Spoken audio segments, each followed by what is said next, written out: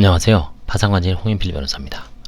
오늘은 개인 파산, 관제, 환가 및 조사 사례 연구 10-1 편파행위 중 변제 사례를 계속해서 이어나가겠습니다. 지난 첫 번째 강의에서 2개, 두 번째 강의에서 3개를 했습니다. 이번 주 세 번째 강의에서 한번 시작을 해보겠습니다. 사례 6번째로서요. 보험해약 환급금을 해약하여 특정 채권자에게 변제했습니다. 1200만원의 화해계약을 체결했고요. 2015년, 약 한 5년 조금 넘었네요.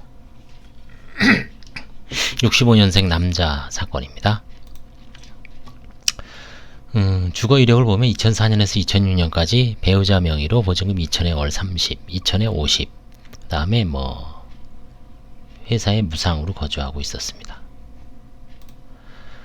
그 다음에 직업 이력은 2002년에서 2010년에는 어떤 회사를 공동대표였고요.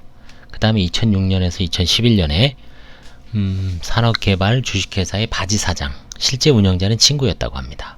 그 다음에 요 2년간 무직이었고요. 그 다음에 2014년 5월부터는 땡땡 케미칼, 어떤 화학 관련 회사의 그 직원으로 근무하고 있습니다. 결국은 요때 이제 뭔가 경제적 파탄이 일어난 걸로 보입니다. 2012년 4월 1일이죠. 2002년 땡땡땡테크라는 금속 열처리 약품을 처리하는 제품을 제조하는 회사를 지인들과 함께 동업을 했으나 과열경쟁으로 인한 수익성 악화로 회사를 매각하고 2010년경에 폐업했습니다. 2005년경 친구 누구가 신용불량자로 사업을 낼 수 없어 채무자에게 산업개발의 명의상 대표이사, 흔히 말하는 바지사장입니다.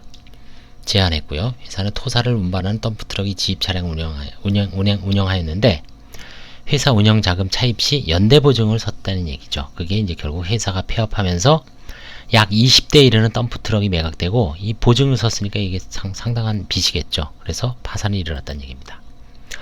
2015년 2월부터 배우자가 이혼 요구하지만 현재는 이제 별거 중입니다. 모친이 계시고요. 처가 있습니다. 이제 법률상 처죠. 그 다음에 아들이 이제 군 입대하고 있습니다. 채무는 만, 10만, 100만, 1000만, 억, 10억, 14억입니다. 덤프트럭 20대에 대해서 이 캐피탈이 가장 크죠. 차량 할부금 20대 7억 5천입니다. 주로 이제 다 덤프트럭에 대한 할부금 채무가 거의 한 10억 넘는 것 같습니다.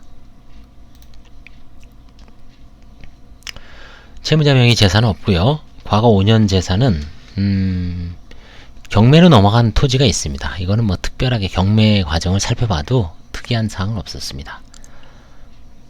그 다음에 보험 해약 환급금이 좀 많이 매각이 됐죠.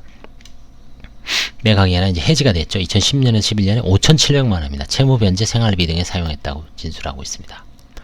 현재 산타페가 있지만 이거는 큰 문제는 안 되고요. 부모 재산 2005년에 4월 20일날 사망한 부친 명의의 재산은 없습니다. 자녀 재산도 없고요. 채무자의 상속 토지 경매 경위, 채무자는 부친 사망 시 이 세필질 협의 분할로 상속받았어요. 이 부동산에 대한 채권자 캐피탈이 강제 경매를 신청하여 형이 낙찰을 받았습니다. 그래서 이제 약간 이거 형 명의로 위장한 거 아니냐라는 의심이 들었지만 현재까지 등기 축탁을 하지 않아 외관상으로는 채무자 소유로 남아 있으나 이제 매각대금 완납증명서에 의할 때 이 소유자는 우리나라의 등기는 공신력이 없습니다. 공시력만 있죠. 그래서 이 매각대금 경매는 187조에서 부동산 취득 사유가 되죠. 그래서 원시 취득 사유입니다.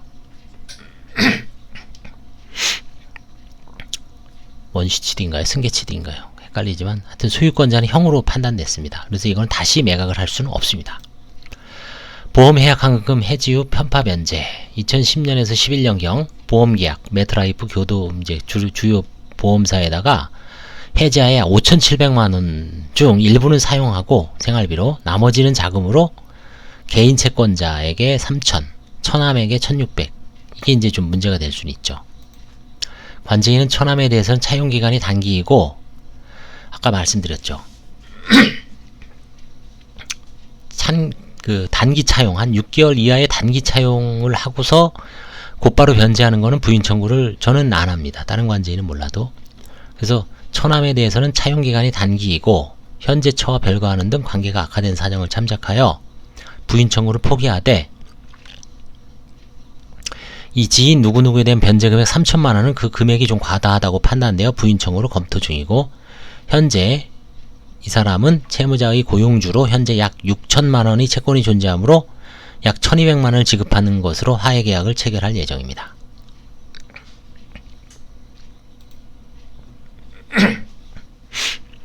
결국 이제 1200 정도를 이제 화해했습니다. 그래서 잘 마무리가 됐습니다. 이제 사례 7번. 이것도 이제 배우자 편파 변제죠. 보험 2천만 원을 이제 환가한 사례입니다. 합쳐서요. 2005년부터 현재까지 자가였습니다. 이것도 이제 경매 진행 중이었어요. 그래서 뭐 특별하게 문제는 없을 겁니다. 2009년서 2010년 사이에 콜센터 부장이고요. 마찬가지로 2010년에서 15년도 콜센터 대표, 2015년부터 현재까지는 무직입니다. 외국계 보험회사의 보험 영업을 하던 중 회사의 철수로 2010년경 채무자가 지인이 투자를 받아 회사를 인수하여 보험 대리점 형태로 운영합니다. 이게 이제 콜센터가 보험 영업하는 된 것 같아요. 이후 콜센터 개설과 통신 장비 등 시설 자금과 신규 인력 채용으로 사업 규모를 확장하였으나 흑자 구조로 개선되지 않은 상황에서 2013년경 정보보호 관련 법률 규제로 매출이 감소하면서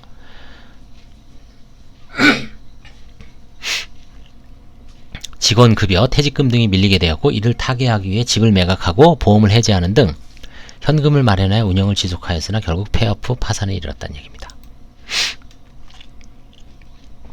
가족관계를 보시면 부친, 모친이 계시고요. 처는 초등학교 교사입니다. 380. 그나마 이제 처가 자녀들을 좀 잘 양육하고 있는 것 같아요. 이 월급 380을 받아서. 채무자의 총 채권자는 콜센터를 운영하면서 채권자는 3명이고요. 약 6억입니다. 현대카드, 국민은행, 중소기업은행. 주로 이제 사업운영 자금이죠.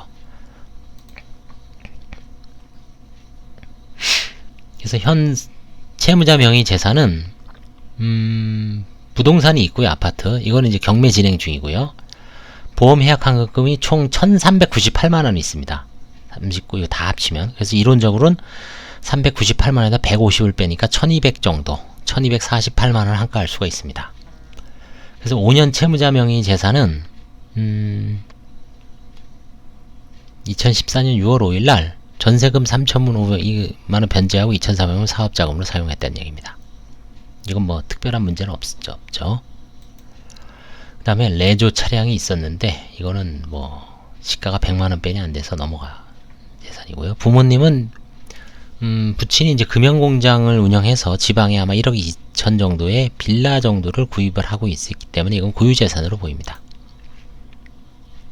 결국은 이제 환가 포기 재산은 해약 환급금 1398만원 중 500만원을 제한 이제 500만원을 환가를 하기로 했어요. 이때는 많이 봐줬죠. 제가 뭔지 몰라도 하여튼 898만원은 환가를 포기하고,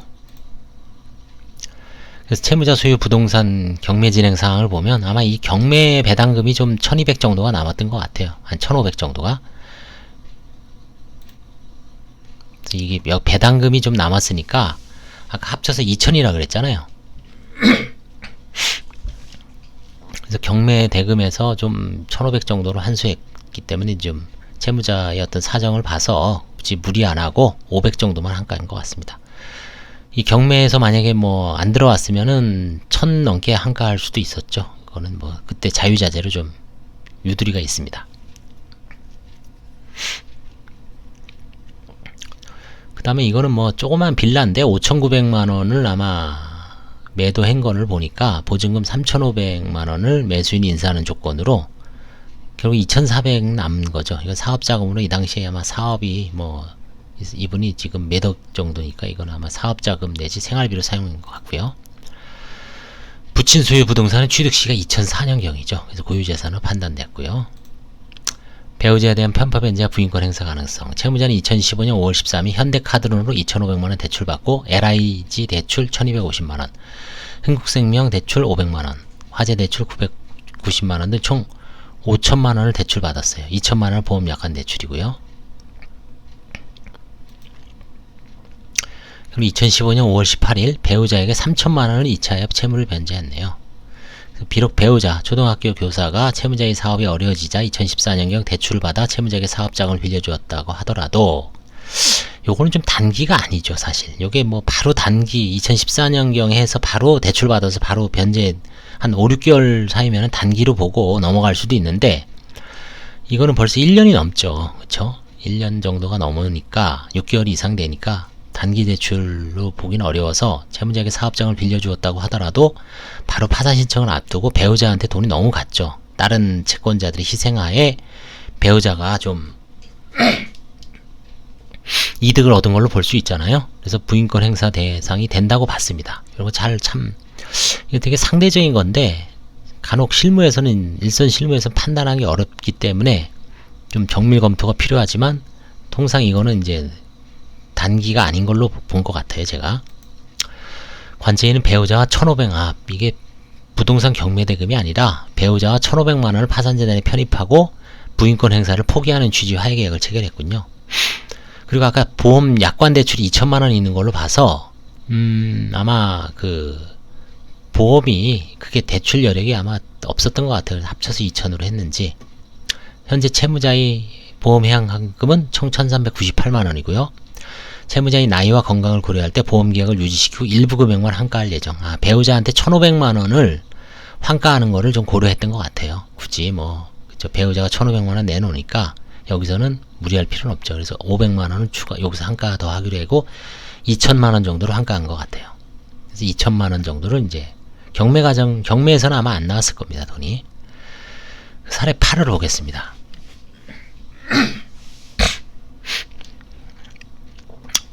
이건 2015년 12월 8일 사건이고요. 선고. 지금부터 한 4년 반, 5년 정도 됐죠. 72년생 여자로 퇴직금을 수령 후 편파 변제한 겁니다. 2005년에 2009년 사이에 무상 거주, 시어머니 소유의 집에 이제 신혼초인가요? 이때 무상으로 거주했고요. 2009년에서 12년 사이에 임차, 배우자 명의의 보증 9천에 있었습니다. 그 다음에 이제 이후부터는 3,500에 20, 2,000에 15, 무상 거주, 언니, 형부의 소유에 있다가 이후로는 계속 지인 무상 거주죠. 그러니까 어느 시점에 이제 망한 이후로는 뭐 전전 유리걸식 한 거죠. 91년부터 2015년 9월까지 대학교 직원으로 이때는 나름대로 월급 450만원 받고 잘 나갔습니다. 그 이후에는 반찬가게 일용직.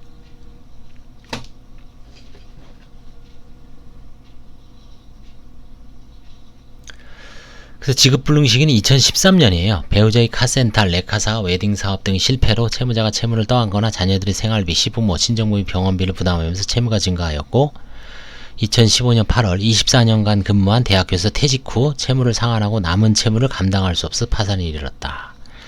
그러니까 이제 이 채무자분은 대학교에서 교직원으로 안정적인 월급이 있었지만 아마 배우자가 뭐 여러 가지 사업을 한 것 같아요. 그게 안 좋아지니까 밑빠진 독에 물붓기가 된 것 같아요.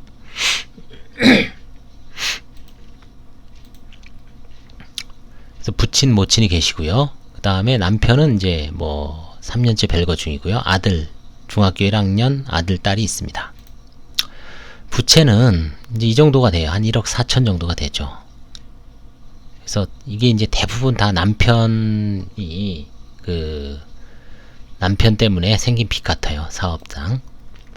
그래서 새마을금고 예금 510만원이 있고요. 퇴직금 중 남은 금액입니다. 그래서 퇴직금이 좀 많았어요. 한 91년부터 2005년에 한 10 몇 년 근무했죠. 그래서 퇴직금을 총 1억 2,400만원을 탔습니다. 그래서 이거를 이제 어떻게 사용했는지를 이제 중점적으로 들여다봤어요.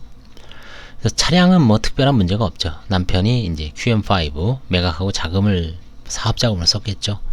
국민은행 예금 234, 해약해서 생활비, 이 스파크도 마찬가지고요.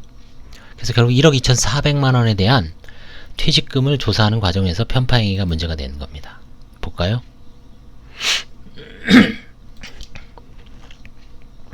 퇴직금 1억 2,400만원. 개인 채무를 주로 갚았습니다. 9월 9일날 통장에 이제 찍혀있죠. 3천만원, 1200만원, 홍모씨, 형부, 그 다음에 어머니, 친정 모친. 이 아마 대부분 남편 사업 때문에 친인척 끌어다가 쓴 경우가 많죠. 이건 캐피탈. 그래서 사실 어떻게 보면 참 이게 과연 편파 변제냐, 골고루 나눠준 건 맞잖아요. 근데 이제 우선순위를 본인이 정했기 때문에 편파성이 이제 정도가 문제지 있죠. 1억 원을 개인 채무자 및 금융권 채무자에 대해 변제하고 나머지는 일부 생활비와 카드 대금으로 지출하고 현재 약 500만원 남아있답니다. 다만 지인들에 대한 채무 변제액이 6,200만원으로 아까 봤죠. 형부하고 어머니, 그 다음에 지인, 이 사건 파산 채권자에게는 변제가 거의 이루어지지 않았으므로 편파성이 이제 크다고 판단되어 3명을 상대로 부인 청구를 검토를 해야 되겠죠. 현재 배우자와는 3년째 별거 중이죠. 형부 및 지인 집을 전전하면서 무상거주하고 은닉재산 없는 것으로 보인다. 그래서 아마 한 형부하고 한 좀 일부 형부나 모친하고 한 1,200, 300에 할애했을 겁니다. 그래서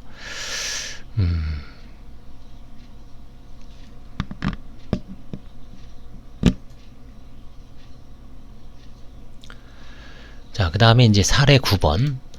이것도 한번 보겠습니다. 54년생 여자고요. 이건 딸의 채무를 또 편파 변제했네요. 400에 화해했습니다. 뭐 주거 이력을 보시면 임차, 모친 명의에서 딸 명의로 상속, 보증금, 이 주공 아파트죠. 이거는 약간 좀 문제는 있죠. 그렇지만 얼마 안 되니까 넘어갑니다. 교회 집사 임차지에서 부산 거주하고요. 그 다음에 이제 LH공사 임대 아파트, 이게 딸입니다. 보증금 1억 4천, 4천만원 마냥. 1억 원은 이제 신한은행, LH공사도 이게 강남일 거예요. 이게 되게 높습니다. 강남에는 1억 4천, 4천만원 마련. 그러니까 돈이 있는 사람만 들어오죠. 강남은 또. 2012년에 16년 사이에 옷가게 운영을 했습니다. 보증금 1000에 권리금 1000, 월 113만원. 그 다음에 16년부터는 부직이고요. 99년 식당을 운영하던 일본인과 결혼함. 배우자가 아끼던 조카가 교통사고로 사망하자 주치폭력을 당하여 견디지 못하고 2012년 이혼 후 귀국하셨습니다. 귀국 후 우리은행에서 3천만원을 대출받아 옷가게를 운영하였으나 점차 영업부진에 빠지며 적자를 감당하지 못하고 채무가 증가해 현재 수송만으로 채무를 감당할 수 없어 파산을 일었답니다. 일본인 분하고는 이제 일본 가나가와현, 이게 가나가와현이 아마 그 수도권이죠. 일본 동경 옆에 야마토시에서 이제 이혼했고요. 재산 분할은 없었고요. 딸이 이제 37살인데 이게 딸이 아마 큰 딸이 장애자입니다. 장애인. 그래서 기초생활 수급자고, 이것 때문에 아마 그 LH공사 그게 아마 들어갔을 것 같아요. 그 다음에 둘째 딸은 이제 한의원 직원이고, 그래서 채무가 옷가게 하면서 한 6,700 정도, 채무자 7명이고요. 대략 옷가게 운영자금이죠. 현대해상 24만원. 뭐 이거 봤으면 별거 없을 것 같아요. 3년 전 이혼했죠. 일본에서. 그 다음에 아버님 뭐 이제 이분도 연세가 드신 분이니까 55년 전에 사망을 했고요. 모친도 이제 뭐 그 당시로서는 한 7, 8년 지난 다음에 받지만 상속재산은 없었습니다. 근데 자녀 재산이 LH공사 임대아파트 임차보증금 1억 4천이 있죠. 이건 둘째 딸의 신한은행 1억 1천만원 대출이 있었고요. 지인, 보험 약관 대출 이런 거 다 모아서 딸이 37살인가 36살이죠. 그래서 이거는 딸의 고유재산으로 봤습니다. 그 다음에 이제 중앙아파트 임대, LH공사 임대보증금 477만원. 이건 이제 부친의 상속재산이죠. 그러니까 이것도 특별히 문제는 없었고요. 보험도 넘어갔고요. 여기까지 보면 특별한 문제는 없어요. 그래서 이제 채무자 운영 의료점 폐업 과정의 문제점을 발견했습니다. 운영난으로 폐업하면서 재고 의류를 채무자가 일본에서 거주하던 시절이 지인, 일본 가나가와현 야마토시의 지인에게 보낸 거예요. 이게 다만 그 가치가 일본 엔화로 13만엔, 뭐 우리나라 130만원에 불과하다고 얘기하는데 뭐 믿어야 될지 모르지만 믿어야 되겠죠. 완전히 이건 이제 재고, 의류 재고는 사실은 가치가 거의 없죠. 의류라는 거는 백화점 내에 있을 때 신상일 때만 있지, 그 다음에 바로 이제 2월 상품이나 뭐 다음에 넘어가고 3년 넘어가면 거의 제로죠. 제로. 폐업하기 수개월 전인 2015년 12월 28일 채무자의 우리은행 계좌, 그러니까 계좌를 유심히 봤어요. 따님 계좌에서 600만원이 딸 계좌로 이제 600만원이 송금됐고요. 2015년 2월 6일 200만원 송금되었으나 채무자가 사실상 페이오프 타인에게 급여로 받은 돈을 이제 송금한 거에 불과하고요. 이거는 급여니까 문제는 안 되죠. 딸한테 생활비 준 거죠. 이 금원 외에 2015년 딸과의 거래는 입출금이 계속 반복돼요. 채무자가 어려울 때 딸이 운영자금을 도와주고 이후에 채무자가 송금하여 변제하였으므로 이런 거는 문제 삼을 수는 없죠. 운영자금을 단기에 받았다가 놓고 이런 거니까 일종의 뭐 돌려막기 비슷한 거잖아요. 그쵸? 편파 변제가 문제될 수는 없습니다. 이런 경우는. 채무자는 딸이 의류점을 리모델링 하면서 든 비용을 보전하는 차원에서 이체하였다고 주장하나, 딸은 이제 한의원 직원으로 이제 근무하죠. 그래서 의류점을 리모델링 하면서 든 비용을 보전하는 차원에서 이체하였다. 600만원. 그건 좀 문제가 될 수 있죠. 편파 변제에 해당될 여지가 있으나 현재 딸도 거액의 전세자금을 대출받아 이자 부담이 가중되고 월 소득이 130만원인 점, 장애인 언니, 큰딸이 이제 장애인이죠. 부양해야 되는 점을 고려하여 이제 뭐 최소한 한 400만원 정도만 편입하는 뭐 포기할 수도 있습니다. 사실은 이런 경우에는. 근데 이제 화해계약을 체결하고 부인 청구를 포기했습니다. 딸들 주거지 임차보증 형성 경위. 작년은 이제 간질 중증장애인으로 기초생활수급자로 부친과 함께 오랫동안 거주하여 왔으므로 부친하고 이제 채무자는 이혼했죠. 그렇죠? LH 종사 임대아파트 보증은 부친이 사망하면서 승계한 재산으로 고유재산이겠죠. 차녀도 1억 4천만원 상당의 임차보증금을 보유하고 있으나 차녀 명의로 대출받은 신한은행 대출 약정서가 있고요. 1억 1천만원. 전세자금 대출이 많죠. 그 당시부터. 나머지는 지인의 도움과 딸 명의 보험약관대출금을 통하여 마련했다는 진술에 비춰 채무자의 은닉재산은 아닌 것으로 보아했습니다. 그래서 결국은 채권조사 기일 지정 신청했고요. 400만원으로 채권자들한테 배당을 했습니다. 그래서 지금 시간이 20분 정도죠. 10번까지 한번 하겠습니다. 사례 10번 2016년 지금부터 한 4년 전 사건입니다. 73년생 남자고요. 주거 이력을 보시면 관악구 신림동 기억이 없고 강동구 길동 오피스텔에 임차보증금 1000에 월 70, 보증금 5000에 월 35. 주로 이제 강동구 쪽에 살았네요. 길동, 성내동, 길동 보증금 1000에 50. 이때 5000에 월 35. 요게 조금 이제 의문스럽죠. 갑자기 보증금이 이제 4000이 확 줄죠. 이런 건 이제 물어보는 거죠.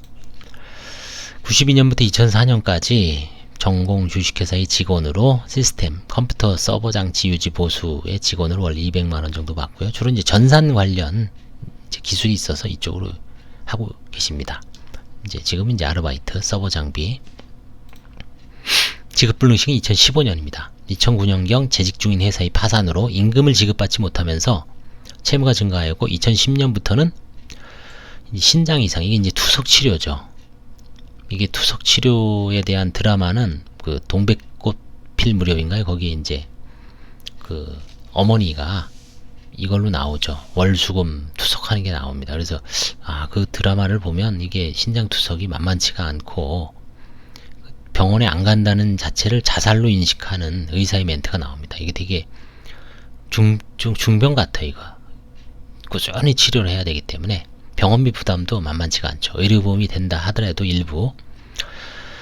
그래서 이제 뭐 일은 전혀 못하죠. 이거는 뭐 근로가 불가능한 병입니다. 그래서 어머니는 이제 전남 한평에 거주하고요. 부양은 못하고 별거. 7,200만원 정도의 빚이 있습니다.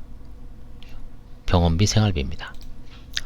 현재 채무자 명의 재산은 삼성생명 보험회합금 700만원 있고요. 그 다음에 이제 자동차가 있는데 여동생한테 이제 등록 이전 해놨습니다. 이거는 약간, 이것도 이제 문제는 됩니다. 은닉입니다. 보증금 1000, 이건 넘어가고요. 그래서 결국 이걸 이제 어떻게 할 것인가가 문제인데, 보호자는 이제 채무자 부친은 85년경에 돌아가셨고요. 그 다음에 어머니는 전남 한평에 50제곱미터는 한 15평도 안 되죠. 조그만한 집이 있는데 이건 어머니가 이제 과일 장사 같은 걸 해서 마련한 걸로 봤습니다. 그래서 결국은 이제 환가 포기 재산, 보험 해약 환급금 705만원, 채무자가 현재 사구 최신념으로 투영 중이므로 이거 해약 시 치료가 어려우면 이거는 이제 환가 포기했고요. 보증금 당연히 집행 면제 재산이죠. 그래서 이제 이게 왜 이 정도인데 환가가 문제가 된 거는 참 뭔가 조사를 안 하면 알 수가 없죠. 전거주지인 강동구 성내동 임차보증금 5천만원 사용, 여기서 이제 포착이 된 겁니다. 중간에 병원비와 생활비가 모자라 1,000만원을 임대인으로부터 돌려받은 후 일부 월세로 전환합니다. 현재 주거지로 이사하면서 보증금 1,000만원을 사용했습니다. 나머지 3,000만원은 대략 지인, 누구누구에게 250, 누구에게 200, 누구에게 450, 550, 지인 채권자에 대한 변제 약 1,450만원, 각종 카드 대금 및 변제 및 파산 신청 법률 비용 500만원, 기타 이사 비용 및 생활비 약 600만원, 이 정도로 이제 사용을 했어요. 은닉한 정황은 없죠. 다만 이 개인 채권자들에 대한 변제 1,450만원, 요거를 이제 문제 삼을 수가 있는 거죠. 지인들에 대한 편파행위가 문제되나 금융권 대출이 막혀 병원비가 모자라 빌린 소액의 돈으로 또 다른 채권자들 해야 하는 편파행위를 보기에는 어렵다고 판단되었습니다. 다만 요 200, 300, 총 500만원을 파산관 지인이 화해계획을 통하여 파산재단 편입 후 일부라도 채권자에게 채무자가 아마 응해서 요거 이제 화해를 했습니다. 500만원.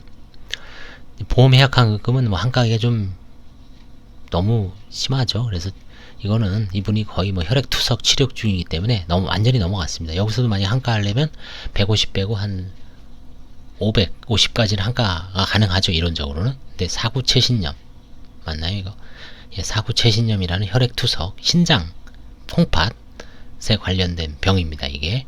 그래서 이거는 포기했고요. 결국 지인들한테 500만원을 변제받아서 채권자들한테 나눠줬습니다. 그래서 자, 오늘은 환가 사례 6, 7, 8, 9, 10 5개를 이제 해설을 한 걸로 이제 종료를 하고, 이제 다음에 이제 한번 다음 시간에 네 번째 찾아뵙겠습니다. 오늘은 세 번째 강의 6, 7, 8, 9, 10 5개를 했습니다. 감사합니다.